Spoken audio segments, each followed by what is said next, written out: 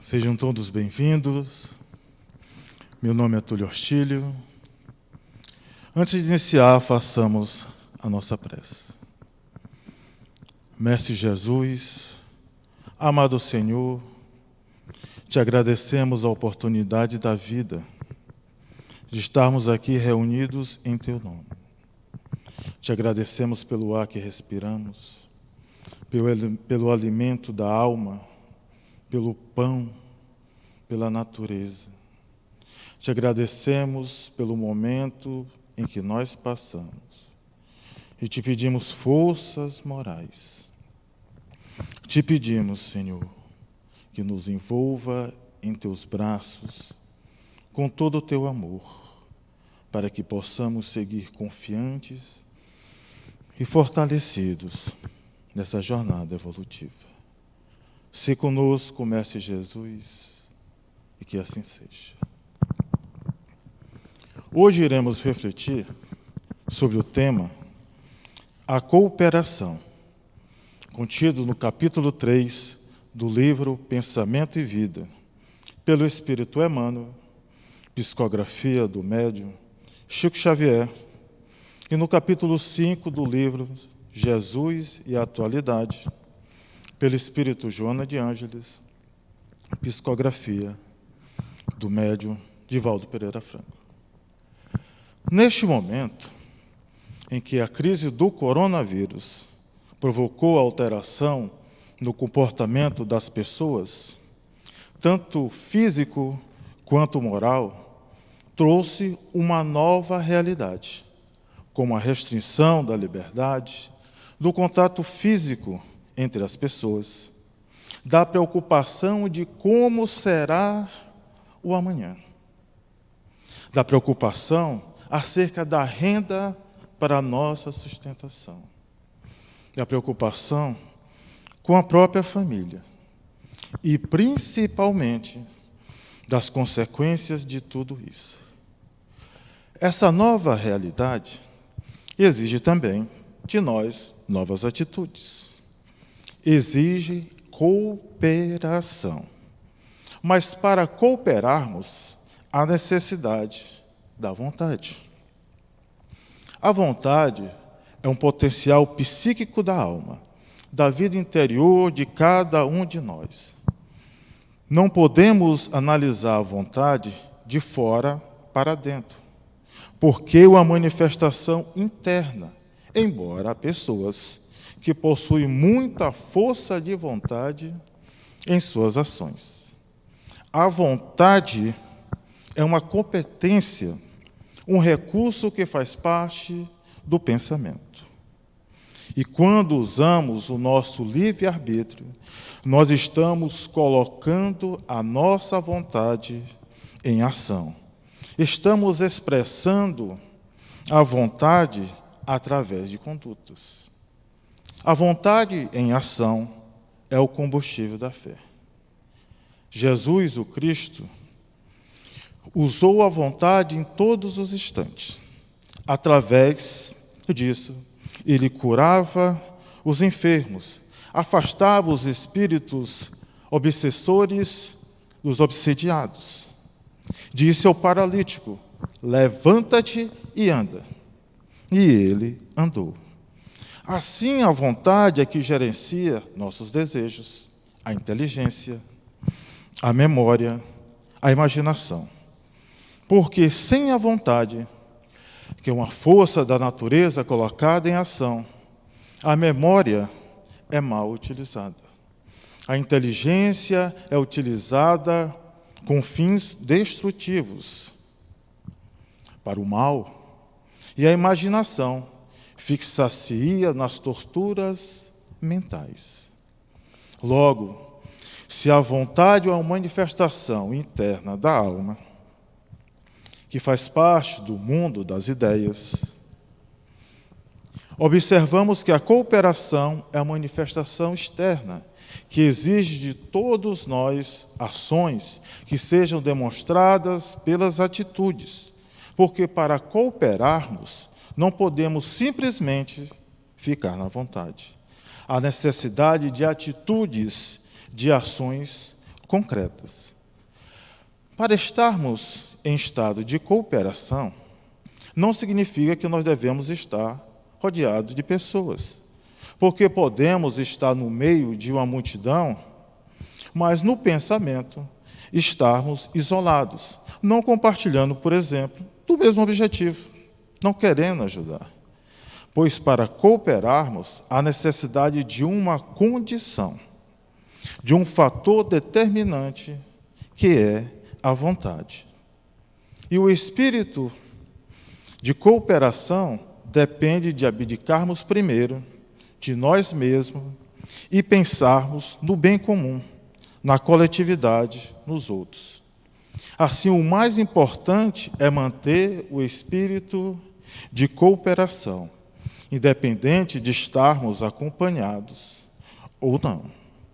O espírito de cooperação, ele existe ao longo das gerações. Nós herdamos os feitos, o progresso, as conquistas de cada geração anterior à nossa.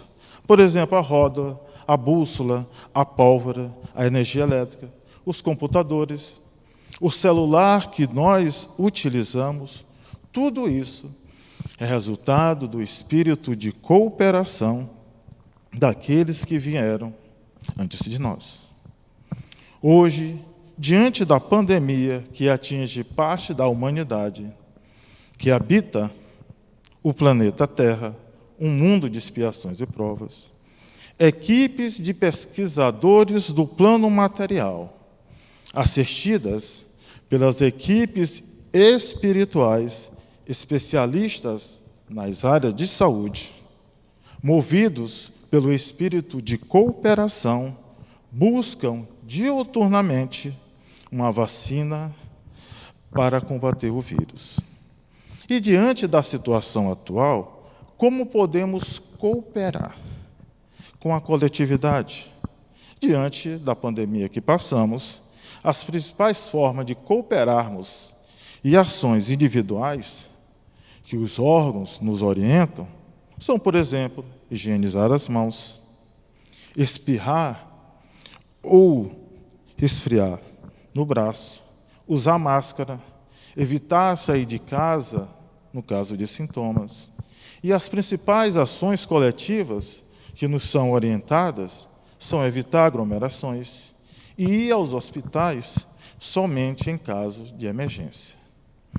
O momento atual, contudo, ele pode fortalecer a solidariedade, o respeito, a empatia e despertar a responsabilidade individual com o coletivo.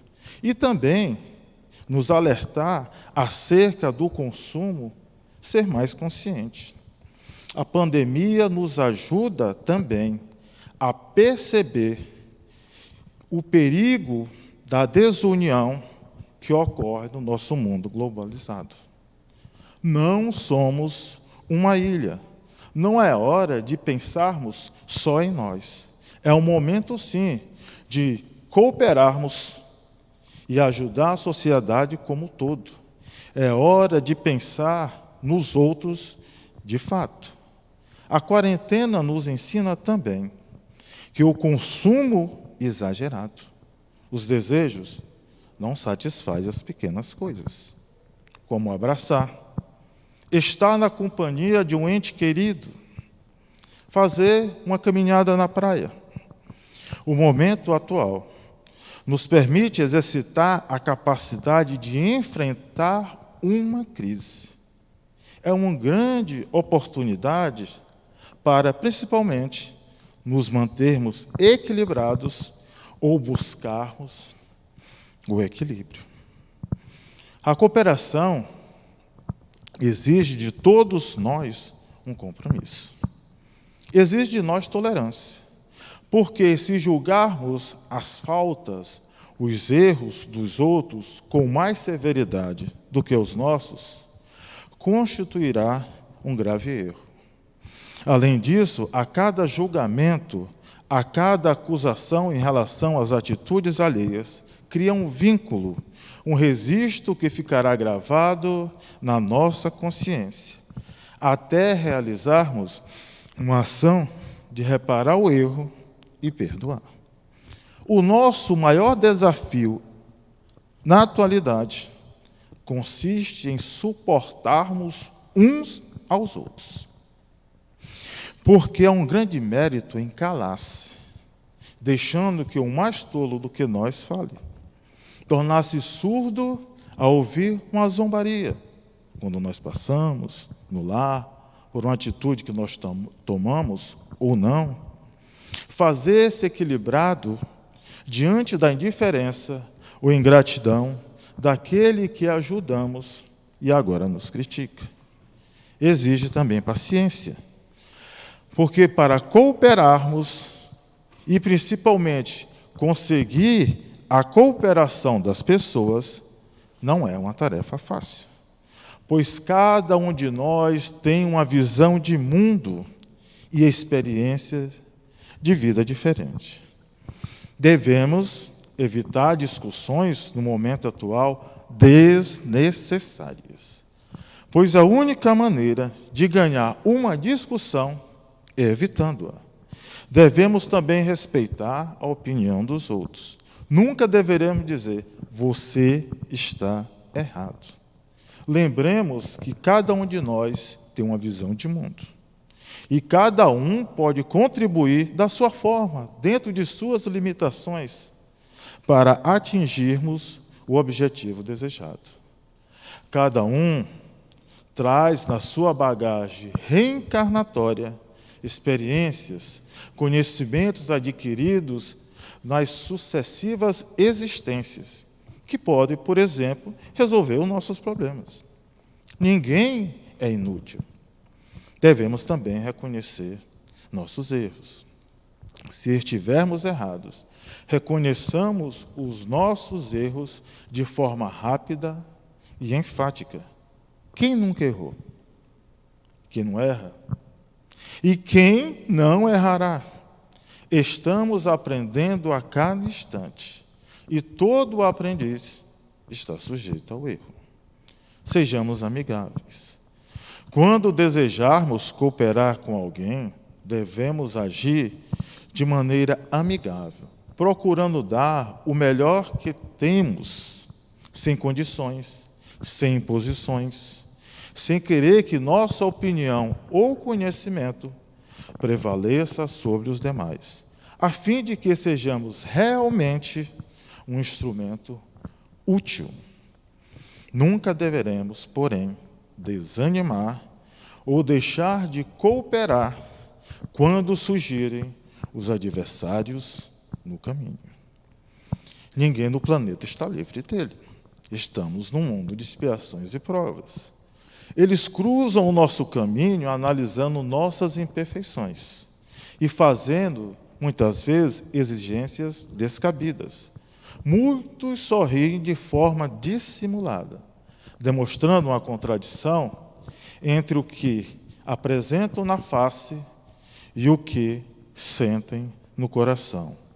A grande maioria deles ignora por que razão se fazem adversário, como se existisse alguma razão ou justificativa para que alguém alimente inimizade por outro. Se obtemos sucesso em alguma meta ou objetivo de vida, eles despertam logo a inveja e o despeito, investindo contra nós de forma desequilibrada e cruel. Esses irmãos, na verdade, eles carregam consigo graves problemas íntimos que dão origem a complexos negativos e recalques pessimistas, como, por exemplo, a mágoa. Na verdade, esses que nós chamamos adversários são instrumentos para o nosso despertamento, para descobrirmos as falhas morais que ainda existem em nós e não percebemos. Por isso, chamam a nossa atenção para os nossos erros mais graves, mais íntimos, que nós buscamos esconder, ou que afetam a nossa conduta.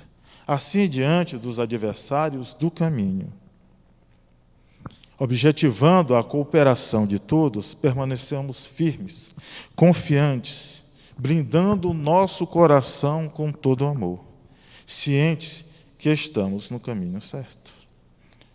Uma das experiências que exigem de nós mais cooperação é no relacionamento com a pessoa amada. Se neste momento nos encontrarmos na difícil decisão que poderá acarretar, por exemplo, problemas para o nosso filho, ou rompimento com a outra parte, para e medita. Não devemos nos precipitar usando soluções que poderão complicar ainda mais a nossa situação. Devemos dar tempo para que a outra parte desperte, porque o tempo é instrumento de reequilíbrio, de reajustamento. As críticas destrutivas ferem, causam sofrimento. O desprezo em relação a outra pessoa envenena o relacionamento e causa uma ferida profunda. Atitudes defensivas dificultam a comunicação, porque criamos uma barreira entre nós e o outro. E quando nos sentimos ameaçados, criamos ao redor de nós um escudo e mostramos todas as armas, tornando o relacionamento um verdadeiro campo de batalha. As atitudes evasivas também, provocadas pela crítica e o desprezo, podem criar uma distância entre as partes. Se alguém não mais deseja espontaneamente seguir ao nosso lado, procuremos não ser uma prisão ou uma algema para essa outra pessoa. Lembramos que cada ser segue pelo caminho que melhor lhe convém, mas responde pelas consequências de suas ações ou omissões. Não devemos pensar que, por isso, a nossa felicidade, a nossa vida teve fim. Porque aquilo que nos falta hoje, certamente amanhã será motivo de alegria. Agora, se neste momento nós estivermos ao lado de um cônjuge difícil, devemos cooperar. Cooperar com sua evolução moral e amá-lo, sem deserção, mesmo que se torne impossível convivermos sob o mesmo teto. Devemos buscar dentro de nós a vontade, buscar a vontade, pelo menos, de, neste momento, fazer dele um amigo, para no futuro bem próximo podermos realmente amá-lo. Os trabalhadores do Cristo também cooperam. Estarmos convictos, entusiasmados e com fé é o bastante para os novos trabalhadores do Cristo quando iniciam a tarefa do amor. Contudo, para persistir e atingir o objetivo final, é imprescindível revestir o coração de infinito sentimento de fraternidade. Muitos acreditam que trabalhar, honrar seus deveres pessoais, cumprir as exigências legais, são condições suficientes para cooperar na tarefa confiada pelo Cristo. Jesus, contudo, espera algo a mais de nós. Porque essas atitudes, elas são comuns àqueles que se dizem crentes e descrentes do Criador. Os obreiros do Senhor deverão cooperar com a providência divina diuturnamente, através da vontade de ajudar e ser útil, mesmo que estejamos rodeados por pessoas que fracassaram em suas metas. Agora, os trabalhadores também existem e persistem no plano espiritual e também cooperam conosco. Nas questões 489 a 495, em um livro dos Espíritos, esclarecem acerca dos espíritos protetores em nossas vidas e também dos nossos guias espirituais. Muitas vezes são esses irmãos que podem terem sido em uma encarnação um familiar, um ente querido, na verdade, espíritos afins que compartilham o objetivo da felicidade e sermos felizes. Muitas vezes eles intercedem junto à providência divina para que tenhamos a oportunidade de reencarnar em determinado momento, em determinadas condições, em determinada família, em determinada época, como a época em que estamos vivendo. Eles intercedem. Muitas vezes eles se colocam como avalistas do nosso planejamento reencarnatório e nos acompanham mesmo antes de reencarnarmos, durante a nossa existência, até o nosso retorno à pátria espiritual. O nosso guia espiritual nos ajuda a todo instante.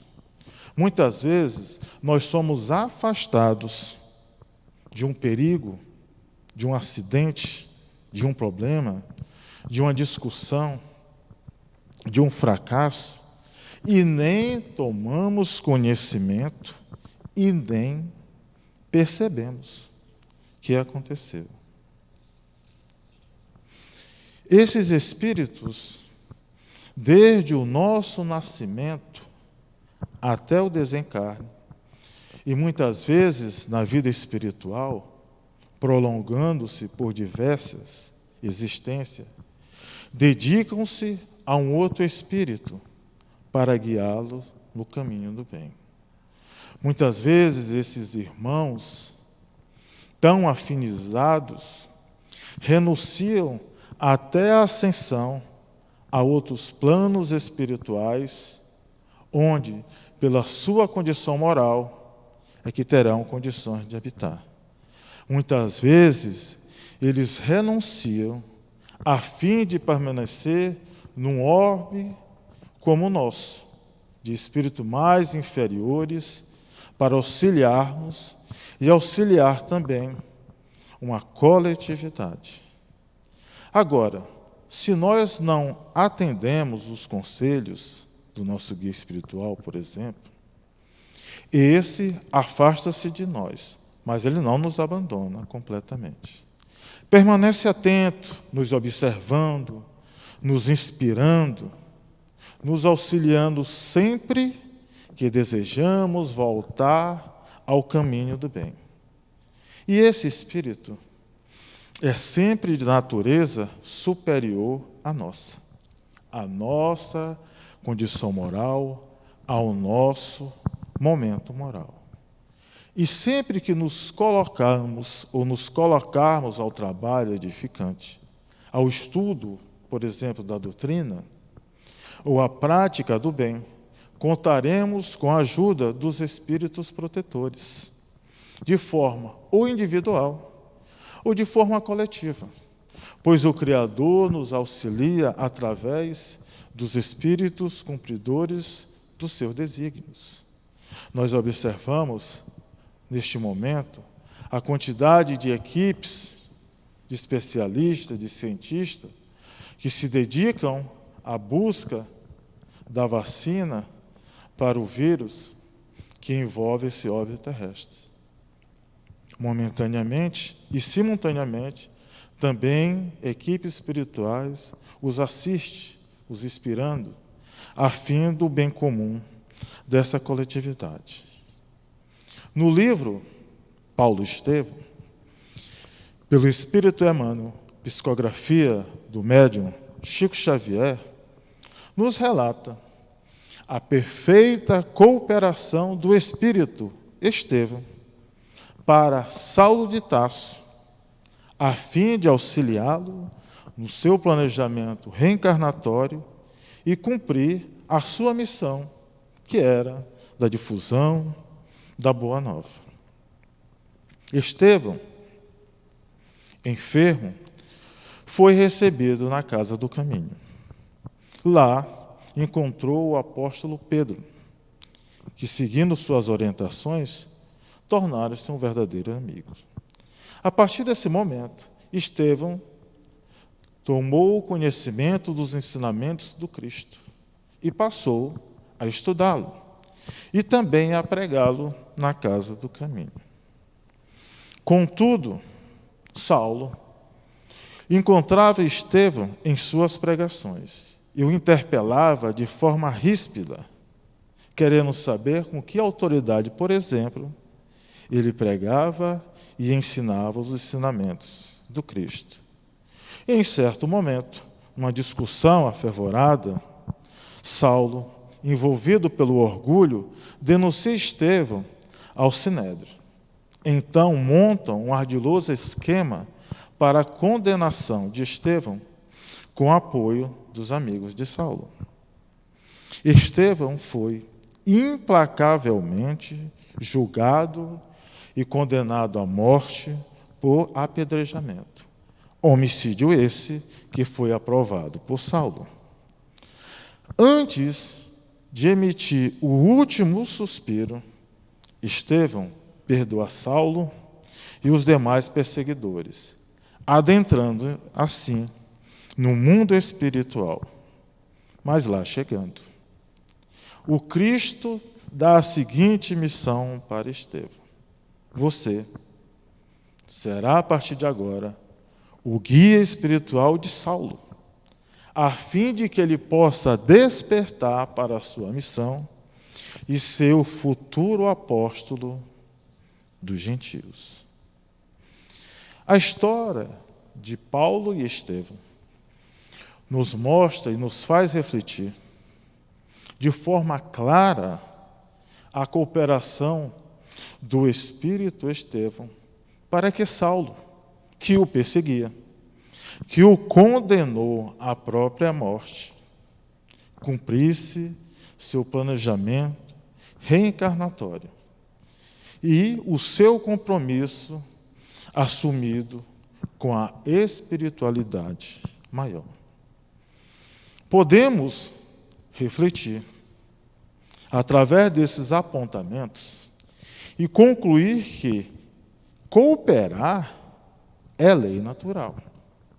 Cooperar não é apenas um estado de vontade interior. Cooperar é condição necessária para que todos nós possamos evoluir. Na introdução do mesmo livro, Paulo e Estevão, o Espírito Emmanuel nos esclarece sobre a lei de cooperação, alertando da necessidade de cumprirmos, de vivermos essa lei e da universalidade, ou seja, que em todos os reinos, em todos os mundos conhecidos ou ainda desconhecidos de nós, a lei de cooperação existe e se firma. E para elucidar essa lei, para não nos deixar nenhuma dúvida, ele nos dá o exemplo de Jesus. Que Jesus, em sua infinita misericórdia e o seu poder, que abrangia todo o mundo, procurou, para o cumprimento da sua missão, a companhia de 12 colaboradores, que nós os chamamos de apóstolos, a fim de que empreendesse a sua grande obra, revelar o reino de Deus para todos nós e a renovação do mundo. E, aliás, sem cooperação, sem a lei de cooperação, não poderia existir o amor. E o amor é a força de Deus, que equilibra o universo. Assim, queridos irmãos, observando e refletindo sobre a lei de cooperação, concluímos que, neste momento em que vivemos no orbe terrestre, uma pandemia que assola a todos os reinos e parte da humanidade que aqui habita, que mexe com o íntimo, com o psíquico, com o interior de cada um de nós, que une e separa famílias, que agrega e envolve e leva pessoas a analisarem e reverem as suas atitudes. Que surge o desemprego, que surge a dúvida do amanhã, que gera a dúvida do agora, que cria em alguns a união. E em aqueles lares que já estavam separados, por fim, contestam a sua certeza. Observamos, constatamos e concluímos que o caminho mais propício para todos nós enfrentarmos a prova coletiva em que vivemos chama-se cooperação.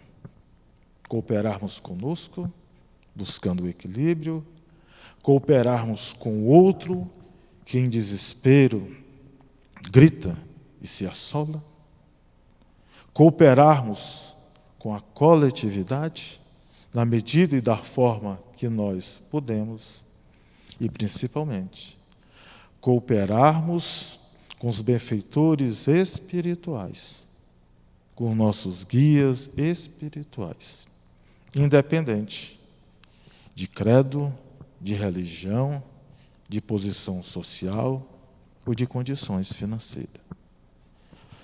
Ninguém na criação do Pai é inútil. Cooperemos, muito obrigado, e façamos a nossa prece de encerramento.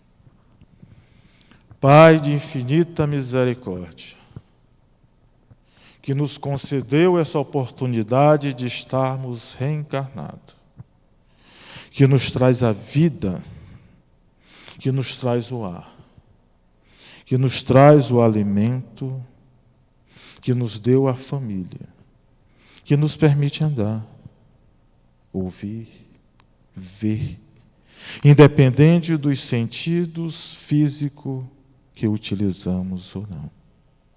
Te agradecemos por esse momento em que passamos. Em Ti depositamos e confiamos as nossas vidas, cientes, confiantes e certo que tudo isso passará. Se conosco, Pai de infinita misericórdia, e que assim seja.